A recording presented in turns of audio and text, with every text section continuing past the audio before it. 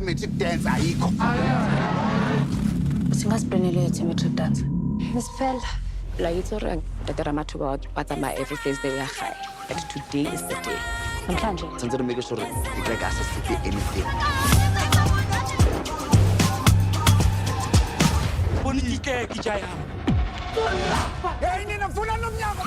Hello everyone, welcome back to ASR, African Stories Realized.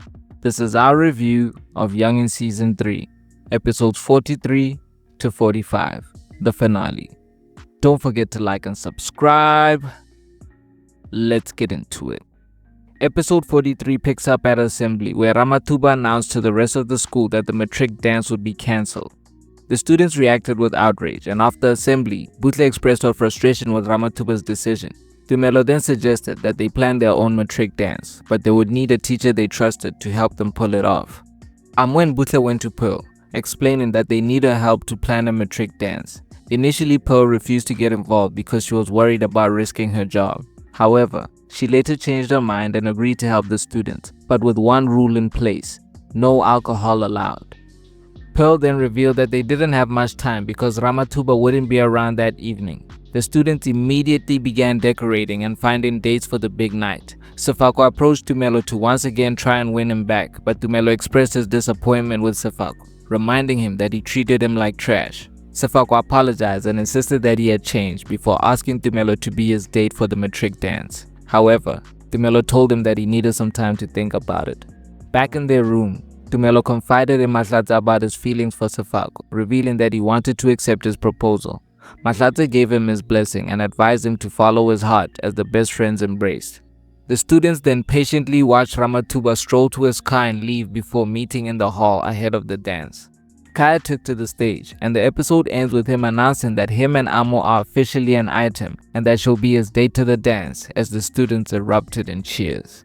Episode 44 opens up in the boys' dorms, where an excited Kaya and Sefako got dressed for the matric dance. They reminisced about their time at Olifants before Sefako confided in him about Tumelo's refusal to be his date to the dance. The boys hyped themselves up before making their way to the dance, and on their way, they came across Tumelo, who revealed to Sefako that he had changed his mind and decided to be his date. However, Tumelo made Sefako promise that things would be different if they got back together, as the couple officially reunited. Meanwhile, in the girls' dorms, a desperate Butle confided in Amo about not having a date for the matric dance. Amo suggested that she join her and Kaya, but Butle was reluctant to be a third wheel. The girls got dressed and made their way to the hall, where Tumelo hyped them up before a nervous Mazambane made his move and asked Butle to be his date, which she accepted. Puseletho then officially asked Mahlatse to be her date to the dance, which she eventually accepted. However, Mahlatse would be left breathless after seeing Amo in her dress, complimenting her before the former couple had an awkward exchange, reassuring each other that they were with the right people. The students then arrived at the dance looking sharp and confident, with Pearl also in attendance. The music started playing, the non-alcoholic beers were flowing, and the students were in the mood to celebrate as they expressed their affection for each other and reminisced about their time at Olifants. Sefako later jumped on the stage to make a heartfelt announcement, declaring his love for Tumelo and proudly stating that they were officially an item, as everyone except for Palesa and Alex erupted in cheers and applause. Kaya and Amo then went outside to share a private moment together, and while they were whispering sweet nothings to each other, Ramathuba's car pulled into the school parking lot where another couple was canoodling. They spotted the principal and immediately made a run for it, interrupting Kaya and Amo and informing them that the principal had returned. The episode ends with Amo and Kaya rushing to the hall so they can warn the other students. Episode 45 picks up at the matric dance as Kaya and Amo rushed into the hall to warn the other students. Kaya demanded that they stop the music and announced that Ramathuba was on his way. As Ramathuba came marching down the corridor, the students panicked, with Kaya and Mahlatse scrambling to barricade the doors leading into the hall. Outside the hall, Ramathuba forcefully tried to gain entry and demanded the students open the door. A defiant Kaya insisted that they wouldn't leave and instructed Tsepo, who was DJing, to restart the music. The students responded in cheers and resumed their dance, undeterred by the principal's threats. In response to this defiance, Ramathuba instructed the security guard, Batista, to call the police. The party meanwhile continued, with the students celebrating, but the festivities were short-lived as police officers arrived, joining Ramathuba in his efforts to breach the doors. However, the students told Ramathuba to go to hell and insisted that the party will continue. Pearl then decided to sneak out the back door so she could talk to the principal and try de-escalate the situation. She confronted Ramathuba, questioning why he called the police and accusing him of betraying the students. She insisted that the children had done nothing wrong, but Ramathuba dismissed Pearl's pleas, calling her a traitor and insisting that the student need to be disciplined. Back inside the hall, Amo suggested to Kaya and their friends that it's time to leave, expressing concern that they might get expelled. But Kaya playfully dismissed her worries and insisted that the damage was already done. He then asked Amo to dance, with the rest of the Big Five and their partners joining them on the dance floor for an intimate moment. The Big Five and their friends then once again had a love fest, sharing their affections for one another. However, they were soon brought down to earth when the police suddenly forced their way into the hall, shattering the doors. Chaos erupted as students scattered, screaming and attempting to flee. The police officers, armed with batons and shields, chased and apprehended the students, while Kaya, Amo and their friends struggled against the officers as they tried to escape. The students tried to escape the building, but the situation descended into a full-blown riot. Students were pushed, shoved, and arrested. Pearl tried to help the students get to safety, while Kaya desperately pleaded with the principal, begging him to tell the police to stop and insisting that he would take the blame because he didn't want to see anyone else get hurt. Ramathuba ordered the police to stop, but he was no longer in control as the officers, equipped with tear gas, continued their aggressive actions, which escalated the incident. The Big Five tried to regroup, where Pearl instructed them to find refuge in the dorms, but they were forced apart when Kaya went searching for Butle, who was already in the clutches of one of the police officers. He pleaded with the officer to let her go as a struggle ensued, which led to Kaya and the officer wrestling over his gun.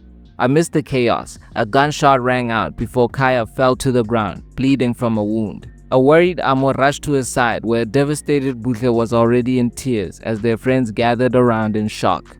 A montage of flashbacks then began to play of Kaya with Amo and his friends. The episode ends with Kaya laying on the ground, surrounded by his devastated friends as he fades away.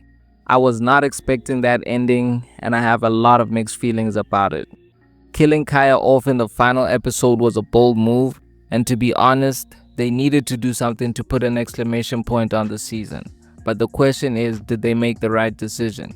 The ending definitely had the shock value, especially because for a while when everyone started pairing up, it looked like the show was going to settle for a safe, sugar-coated farewell. However, I do feel like the decision to kill off Kaya in the final scene took away from the moment, which was to say goodbye to the Big Five and the rest of the cast. We also don't get to see the impact that his death has on his peers. That's if indeed he does pass away, but it looked pretty definitive. For weeks now, I've spoken about the show not committing to storylines this season, and that theme continued with this ending. It was too open-ended, and it kind of reminded me of The Sopranos finale. I think the main draw of the show was the never-ending love triangle between Amo, Kaya, and Mahlatse. But for whatever reason, the show was reluctant to give us a resolution this season. They decided that Amo chose Kaya, but then undermined that decision by killing him off. There was even a moment where Amo and Mahlatse spoke before the dance, but it didn't go anywhere, even though the couple clearly seemed to have unfinished business. I really thought Mahlatse was going to make one last move, so that was anticlimactic. And honestly, I don't think the pairings for this season had much chemistry, all the way from Butle and Kabelo to Mahlatse and Puseletso. As much as I was against Tumelo and Sefako getting back together, it was well executed, and they're the only pairing which really has chemistry out of the pairings this season. I do think Palesa was underutilized in that storyline, especially if Sefako was always going to get back together with Tumelo. It might have been more advisable to use Alex in the storyline instead of Palesa, especially because they have history with Tumelo. And from my recollection, season 1 made it pretty clear that Sefako wasn't interested in females. Do you guys remember when he took Amo to the Valentine's dance and ghosted her the moment they arrived? So I think this is a storyline they introduced in season 2. It did give his character a bit of growth, but I think season 3 it got a bit messy. I saw some hilarious comments from some people who are not happy with Butle getting with Mazamban. They're saying that her fall from grace needs to be studied, and yeah, I think we have to agree. You guys know I wasn't happy just her being paired with Kabelo initially. So I think yeah, they did Butle dirty this season. But her story was powerful. It was the most impactful story of the season.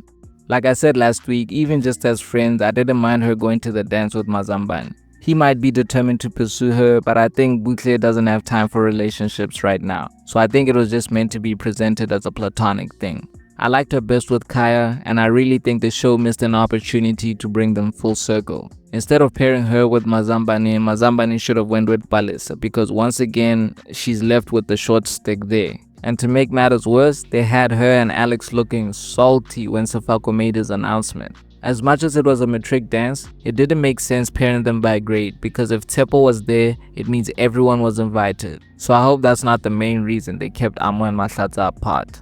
I do feel like Amo's story became too dependent on Mahlatsa and Kaya when she actually had a very compelling backstory. The last we heard, her father was supposed to be released from jail, but the show seems to have abandoned any mention of her backstory. We don't really know much about Amo compared to the other characters. We don't know how she pays for school fees at Olifants because she doesn't seem to have the same issues with scholarship that Mahlatsa had. My theory is that the money probably comes through like a trust fund or some life insurance thing that pays for her education. Pearl came through for the Big Five once again, like she did back in season 1 when she helped them expose Mthembu.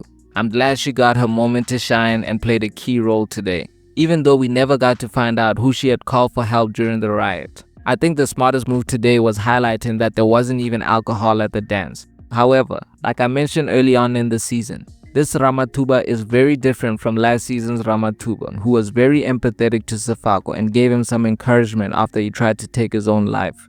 Even that stick he's always carrying around was initially just for scaring students, so to my surprise this season he actually used it. I think it was a good heel turn, but then again we had too many heel turns, or maybe I should say too many lines were blurred between antagonist and protagonist this season. Which is why early on I could tell that something was gonna happen with Kaya because he was behaving in a self-destructive nature. I was hoping they would leave the door open for a season 4, but with Kaya's demise, it's impossible. Even though they had sort of a dream sequence at the end which muddied the waters. It's also why it was hard for me to finish off this review because I didn't fully understand what was going on. Either that was Kaya signing off to the afterlife, because basically his life flashed before his eyes before it faded black. So either that was Kaya signing off to the afterlife or a scene that happened before the dance began. Maybe even a combination of both, which is why I describe it as a dream sequence. I actually thought the show was running back everything, like it was a hypothetical thing. Like I thought they were gonna make it seem like then he wakes up and he has to get ready for the dance, and then so I thought like, yeah, that scene at the end is like the dance was starting, but I think it was just a flashback to earlier on when the dance was beginning. Youngins is produced by Cheza Pictures, who also produced Adulting, which I've reviewed on the channel as well. Adulting also ran for 3 seasons, so Cheza for whatever reason seems to plan their Showmax shows for 3 seasons. And the similarities with Adulting don't end there. A few weeks ago, one of the viewers suggested that Youngins was recycling the Adulting formula. At the time, I dismissed it as a coincidence because they're both ensemble casts, but I have to agree that there are similarities to the death of Kaya in Youngins and the demise of Tiki Tiki in Adulting. All that was left was for Butle to name the baby after Kaya, much like one of the characters in Adulting named his newborn child after Eric following his passing. I wish the show had avoided those similarities, knowing just how similar these two endings might be. In the context of the season, it was a good ending, but in the context of Youngins throughout the 3 seasons, it was lacking some fan service. Like I mentioned last week, there were so many threads this season that the show could have kept pulling. I was really enjoying the finale, but the ending was a buzzkill. It's also disappointing that the Mahlatsa and Buhle thing just ended there in season 2, and then they only had one conversation about it this season. I think it would have stirred up some drama, and I would have liked to see the reaction from the rest of the Big Five to those two having slept together. As irritating as Kai has been this season, he didn't deserve to go out like that. I would have rather Kai went to jail, or maybe he shot the cop instead and then they have to take him away, like if they wanted to end Kaya on that sort of note, but I don't think he deserved that. I still can't believe that's the ending, but it was still a great season. If I were to rank them, season 1 is still the best, followed by 2 and then 3. Let me know if you agree, but I think we all know season 1 is GOATed. We reached the end, and I honestly got a bit emotional reading your comments from last week. I've really enjoyed reviewing this show with you guys. Season 1 to Season 3, it's been a hell of a ride. Big up to everyone involved with this show, especially the actors. Their performances have been stellar since Season 1. I can't express enough gratitude for all the kind words I received and for all your contributions throughout the season. You guys have been awesome. I'm looking forward to reading your reviews as always. And feel free to drop some recommendations for some other shows we can review together.